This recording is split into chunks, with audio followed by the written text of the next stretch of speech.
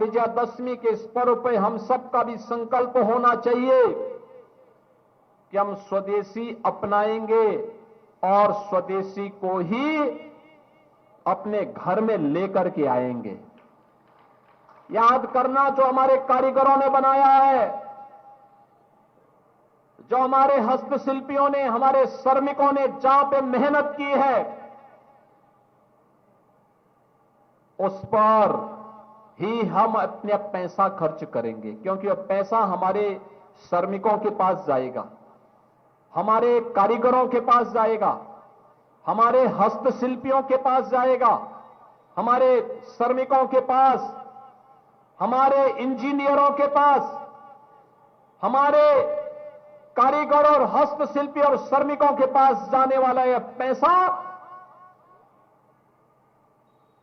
भारत का विकास करेगा, उत्तर प्रदेश को अग्रणी अर्थव्यवस्था के रूप में स्थापित करेगा।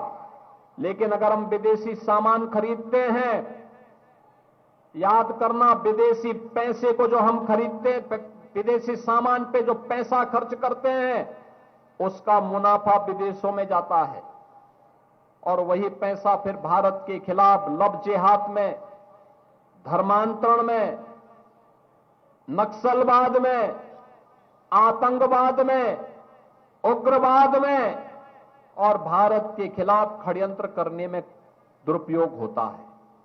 हमारा ही पैसा हमारे ही खिलाफ इस्तेमाल होता है। हमें अपना पैसा अपने खिलाफ इस्तेमाल नहीं करने देना चाहिए।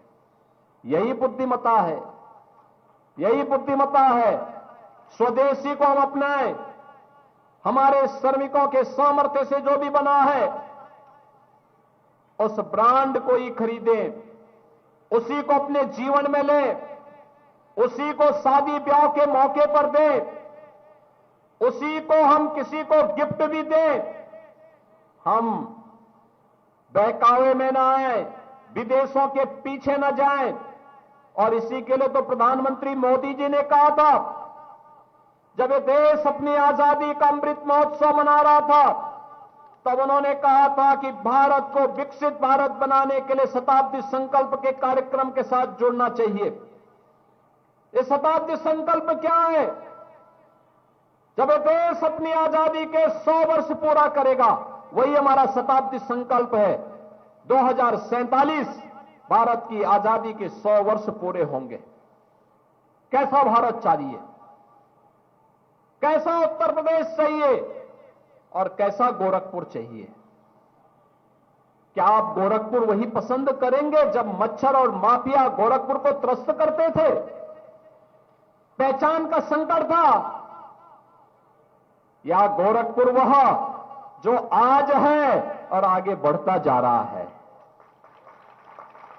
ये गोरखपुर, जिस गोरखपुर में मच्छर और माफिया की समस्या का समाधान हुआ, इंसेफ्लाइटिस की बीमारी, इसका समाधान है।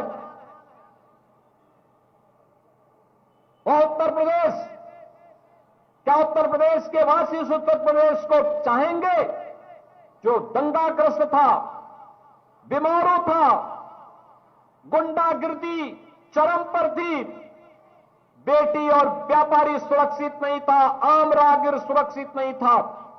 ये पर्व और त्योहार जितने उत्साह और उमंग के साथ आज हम आयोजित कर रहे हैं, मना रहे हैं, आज से 8 साल पहले इसकी कल्पना भी लोगों के लिए अपने आप में एक सपना था। लेकिन आज ये सपना नहीं, आज ये हकीकत है। उत्तर प्रदेश अब बीमारू नहीं, भारत के विकास का ग्रोथ इंजन बनकर के भारत आगे बढ़ रहा है। एक नया उत्तर प्रदेश आगे बढ़ रहा है, देश की अर्थव्यवस्था में अग्रणी भूमिका के साथ आगे बढ़ रहा है। और भारत भी वह जो दुनिया का पिछलग्गू नहीं, बल्कि दुनिया को अपने पीछे चलने के लिए मजबूर कर दे। इस वित्तीय वर्ष के अंत में भारत दुनिया की तीसरी बड़ी अर्थव्यवस्था बनेगा।